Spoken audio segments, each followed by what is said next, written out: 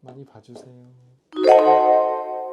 오늘은 트러블이 생기는 초창기에 얼굴이 더 심해지지 않게 예방하는 법? 성인성 여드름이 나기 시작하면 순서가 있어요. 항상 올라온 이유는 여러 가지 있어요. 건조하거나 잠을 못 잔다거나 피곤하다, 술을 많이 마셨다. 트러블이 올랐을 때 주의사항은 제일 큰 거는 얼굴을 쥐어 뜯으면 안 돼요. 압출을 할 때 이제 보통 저도 고객님한테 얘기를 하는데 면봉으로 살짝 눌렀을 때 피부가 짓이겨지지 않을 정도만 살짝 눌러서 터져 나오지 않으면 사실은 안 자는 게 좋긴 하거든요. 코메도 같은 압출기나 심하신 분들은 사실 바늘로 뚫어가지고 구멍을 내서 하는 분들도 있는데 이렇게 짓이겨서 세게 누르기 시작하면 그게 상처가 나요. 상처가 나면 자국이 생기거든요. 빨갛게.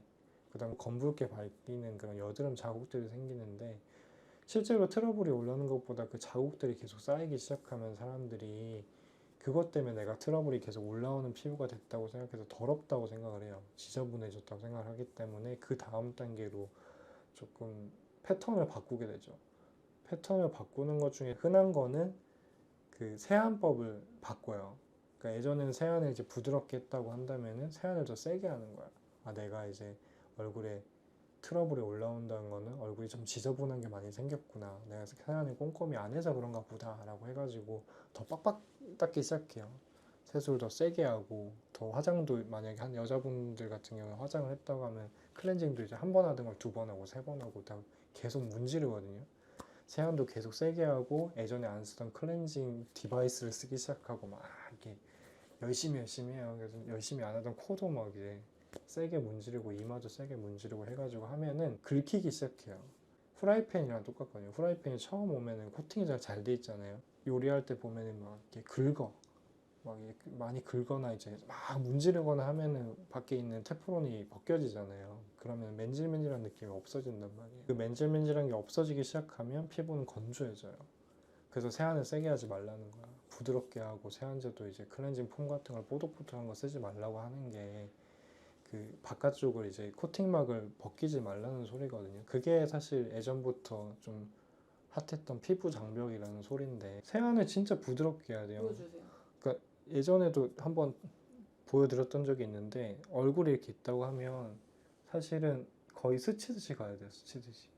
이런 느낌으로. 나는 사실 얼굴에 완전히 대고 있진 않아요. 그냥 문질러져서 갈 정도로. 이렇게 있다고 치면 손바닥이 있어. 그러면 여기가 이렇게 문지르면 안 돼요. 이렇게 스치듯이 하고 얼굴이 전체 면적이라고 하면 이렇게 세안을 할 때 이게 한 두세 번 이상 돌지 않게 보통 저는 이렇게 한 번, 두 번 정도 하고 끝내요. 해도 세 번까지는 가면 안 돼요. 그러니까 얼굴이 문질러서 붉어진다거나 내가 생각해도 긁힌 느낌이 들면 안 돼요. 먼지 이런 게 묻어 있을 것 같아요. 세안하고 나서 패드 같은 거 가볍게 닦아보면 패드도 이렇게 닦으면 안 돼요. 가볍게 닦아보면 뭐가 묻어나오는 게 보이잖아요. 그죠? 보통 안 묻어나와요. 그러니까 그렇게 가볍게만 해도 문제가 안 되고 제일 중요한 거는 긁히면 안 된다. 늘 말하는 게 그래서 뽀득뽀득한 거 써야 되는 거 아니에요? 뽀득뽀득한 거 안 쓰면은 세수한 느낌이 안 나요. 뭐 노폐물이 계속 쌓여있을 것 같아요. 이렇게 얘기하는데 우리가 흔히 갖고 있는 착각 중에 하나가 바디는 우리 쓰면 바디는 엄청 매끈매끈한 거 쓰잖아요. 그렇죠? 바디에 뽀득뽀득한 거 쓰는 사람 잘 없잖아요. 아저씨들 비누로 쓰는 거 말고는. 나 얼굴은 항상 뽀득뽀득하게 쓰려고 해. 실제로는 바디나 얼굴이나 그렇게 큰 차이가 없거든요. 바디는 촉촉하게 가장 유지하고 맨들맨들하게 만들려고 노력을 하면서 얼굴 자체는 뽀득뽀득하게 만들어서 반딱반딱한 느낌이 들어서 이제 광택이 나게 사포질해서 광택 낸 것처럼 만들려고 하거든요. 그래서 그거 자체가 되게 위험한 거예요. 좋지 않은 거. 바디 씻었을 때 우리가 좀 남아있는 느낌이 들고 덜 씻은 느낌이 나는 그런 느낌 있잖아요. 그런 느낌이 나는 거 얼굴도 똑같이 해줘야 되거든요. 덜 씻긴 느낌이 나는 게 맞아요. 각질은 나쁜 게 아니에요. 각질은 특히나 얼굴이 긁힌 사람이 나중에 세안을 살살 하다 보면은 바깥쪽에 하얀 게 막 올라오기 시작하거든요. 그 하얀 게 올라올 때 보통 수수는 또 긁어요. 다 밀어내고 막 때밀듯이 다 벗겨내는데 그걸 각질이라고 생각하는 게 아니라 밖에 벗겨졌던 코팅막이 다시 덮이는 과정이라고 생각을 해야 돼요. 그럼 어떻게 해야 돼요, 그때? 가만히 놔둬야죠. 가만히 놔두거나 이게 화장이 안 될 것 같으면 수분크림 같은 걸 계속 문질러 줘야 돼요. 그러니까 이렇게 눌러줘야 돼요. 수분크림 같은 걸로 더 덕지덕지 발라서 눌러줘야 돼요. 화장이 떠도 참아야 돼요? 당연히 참아야죠. 각질이라는 게 피부 바깥쪽을 다시 덮는 과정이고, 이게 상처난 거 생각해보면 찰과상이 났을 때 보면 우리가 상처난 다음에 나중에 하얗게 뭔가 뒤덮이잖아요. 그렇죠? 하얗게 뒤덮일 때 전체가 균일하게 뒤덮이진 않아요. 잘 생각해보면 껍질 생기거든요.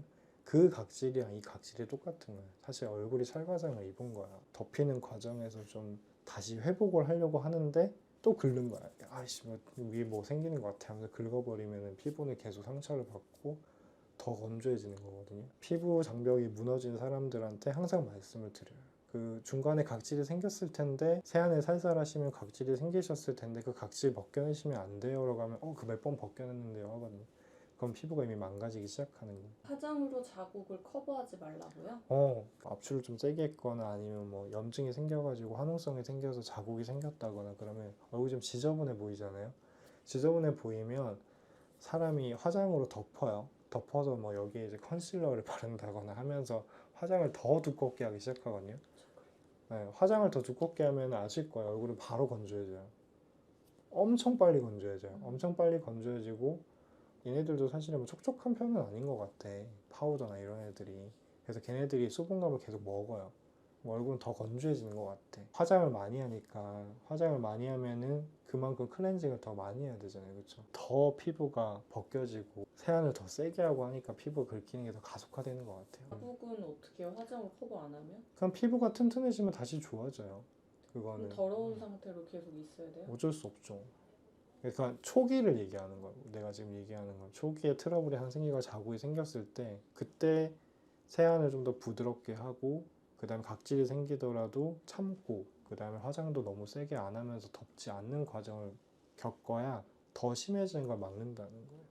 그러니까 이미 많이 생겼을 때는 사실은 뭔가 해야죠. 방법을 써야 돼. 그대로 놔줄 수는 없어. 뭐 예를 들어서 와서 그 여드름 치료를 받던지 아니면 거기에 자국 레이저를 받던지 해가지고 더 좋게 만들어야 되는데 지금은 피부과를 오게 하는 거 이전에 얘기를 하고 싶은 거거든요.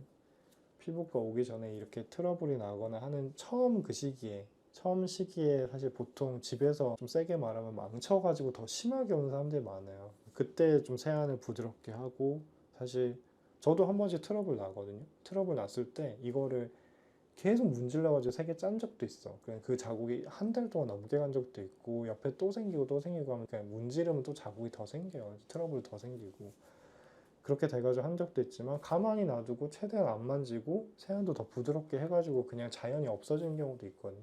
그러니까 그 기로를 얘기를 하는 거예요. 처음에 뭐가 하나씩 올라오기 시작했을 때 더 가속화되는 쪽으로 가지 말고 이걸 이렇게 좀 세안도 부드럽게 하고 각질이 생겨도 긁지 말고 화장을 덮겠다는 생각을 하지 않으면 피부과에 많이 가지 않아도 사실 어느 정도 돌아올 수 있는 확률이 커지는 거죠. 마지막으로 그 화장품 바르는 법 얘기해 주시면 화장품 바르는 법은 지성부터 얘기할게요. 지성은 사실은 유분기가 있는 거 쓸 필요는 없어요. 아무리 건조할 때라도 수분크림을 좀 많이 바른다고 생각하는 게 나아요. 수분크림 덕지덕지 바르고 거기 위에다가 뭐 유분기를 좀 쓰고 싶다고 하면은 선크림 같은 걸로 살짝 발라주기만 해도 그 정도로도 충분하거든요. 최대한 촉촉한 메이크업을 더 많이 하고 프라이머 같은 거 살짝 바른다거나 그렇게 하면 되고, 근데 건성은 사실은 유분기를 좀 쓰는 게 나아요. 그 처음에 수분크림을 바르고 나서 건조한 사람들은 이제 위에다가 코팅막을 하나 더 입혀준다는 느낌으로 바세린이나 뭐 그런 것들 조금 발라줘도 되고,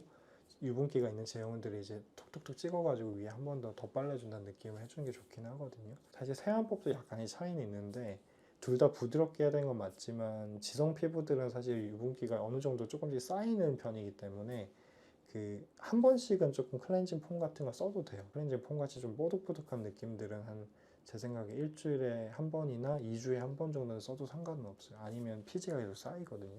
내가 뭐 지성이다고 나는 맨날 뽀득뽀득하게 세안을 해도 되는 거 아니냐? 이건 절대 아니다. 그 정도는 좀 알고 있었으면 좋겠다는 생각이 듭니다. 선생님 피부 무슨 피부인가요? 저요? 저는 원래 지성인데 지금도 지성이긴 한데 얼굴은 레이저를 많이 받아가지고 약간 건성이에요. 레이저를 많이 받으면 피지선 파괴가 되고 그리고 얼굴 자체가 약간 건조해져요. 열이 많이 들어가서. 그렇습니다. 몸은 완전 지성이거든요. 몸은 지성이고 T존은 항상 있고 옆에 부분은 건조하고. 고생하셨습니다. 시청해주셔서 감사합니다.